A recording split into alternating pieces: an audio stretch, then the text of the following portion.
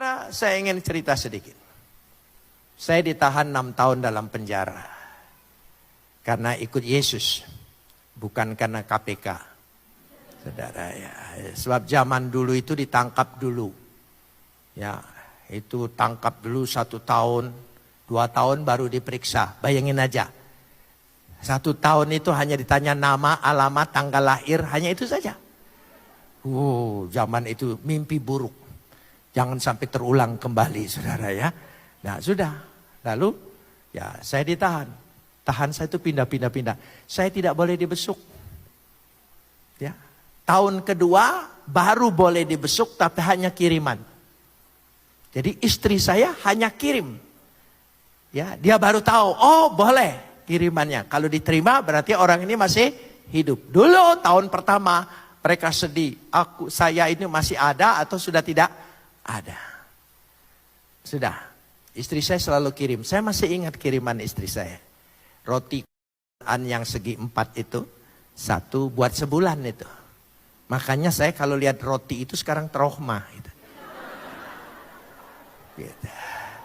Yang segi 4. Ya, yang segi 4 itu. Yang isinya macam-macam gitu. Lalu odol yang besar itu 1.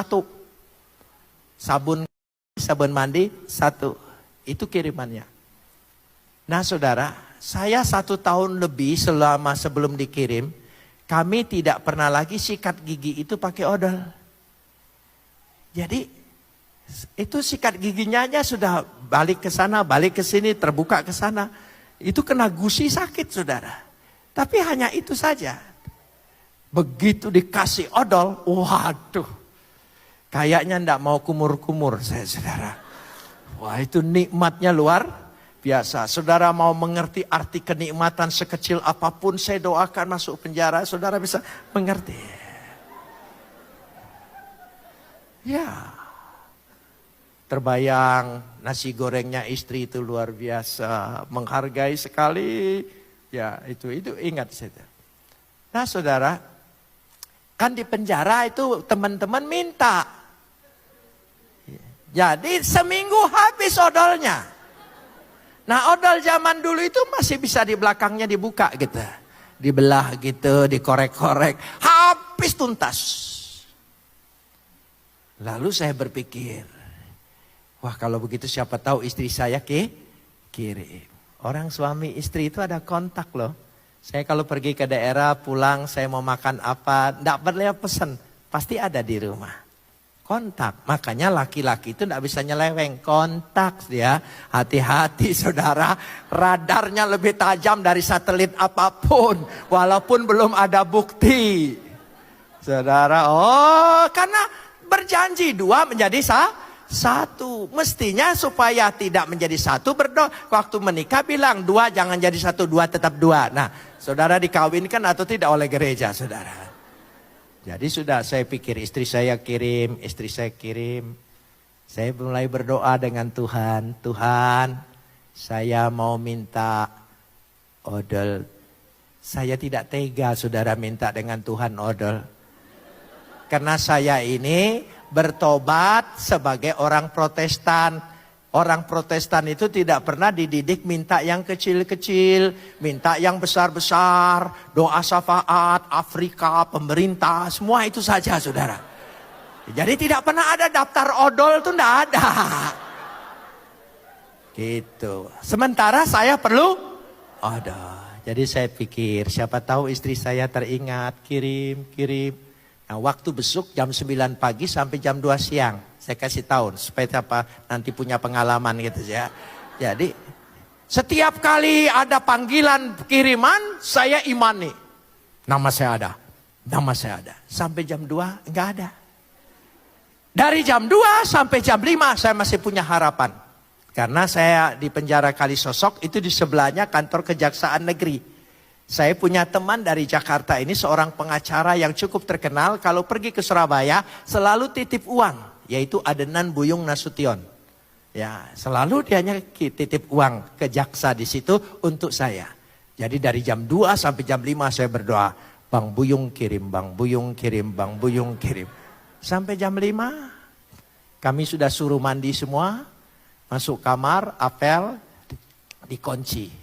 Ya, dikunci, lalu saya penjaga mulai apel. Nah, sekamar itu 3 orang. Jadi saya kepala kamar. Itu gunanya kalau ditahan lebih lama. Jadi kepala, saudara ya. Jadi kalau ditahan itu jangan sebentar-sebentar. Jadi lama, jadi kepala. Gitu. Jadi saya ditanya, berapa? 3 lengkap. Oke, sudah. Begitu saja, terus. Sudah, doa malam, doa sore, saya sudah di situ doa, Tuhan, saya tahu Engkau sibuk. Jadi tidak mungkin hanya ngurusin odol. Jam 7 malam pintu kamar saya dibuka. Ada orang yang baru ditangkap masuk. Dia lirik sana, lirik sini. Di antara kami bertiga. Ternyata muka saya lebih tidak kriminal kali. Jadi dia deketin saya. Kok boleh enggak saya tidur di sini? Oh boleh. Saya pinjemin tikar. Saya pinjemin batal. Saya banyak tikar warisan dari yang bebas-bebas itu. Ya, gunanya ditahan lebih lama dapat warisan. Jadi saya banyak tikarnya, saya pinjamin bantal. Ya silakan tidur di situ. Lalu dia bawa keranjang plastik, kantong plastik. Lalu dia titip kok katanya. Sebab orang baru takut dia apa-apain. Jadi dia titip. Saya buka kantong plastik, isinya odol. Tidak tanggung-tanggung, 10 odol. Saya sampai kaget, kok ini odol semua? Oh ya, dia juga kaget. W punya toko, waktu W ditangkap, W gugup. Dia pikir masukin sabun, masukin apa, ternyata masukin odol semua. Jadi malam itu saya dapat tidak tanggung-tanggung 10 odol. Tuhan itu cara mengabulkan doa kita luar biasa. Makanya jangan suka mengatur Tuhan. Sebab Tuhan punya jalan di luar pikiran kita. Nggak pernah terpikirkan. Yang dipikirkan istri, yang dipikirkan Bang Buyung. Nggak, lewat semua. Ada jalan lain. Ada jalan lain. Apa jalan lain itu? Dia lewat situ. Ya sudah, saya senang. Sikat gigi tidak boleh pinjam. Ya sudah, saya dapat 10. Oh, nyamanlah saya, saudara ya. Nah sudah, besok pagi dia di Bon. Diperiksa jam 9. Sampai jam 5 apel, saya bilang 4, 1 di luar, 3 di dalam.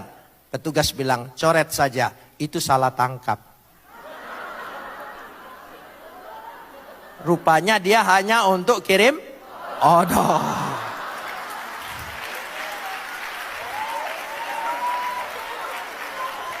Dari situ, dari pengalaman itu saya sangat mengerti kalau kita minta dengan tekun dengan Tuhan, tidak mungkin Tuhan abaikan. Sekecil apapun permintaan kita, dia penuhi. Dan kalau dia penuhi, lebih dari apa yang kita minta. Beri kemuliaan bagi dia.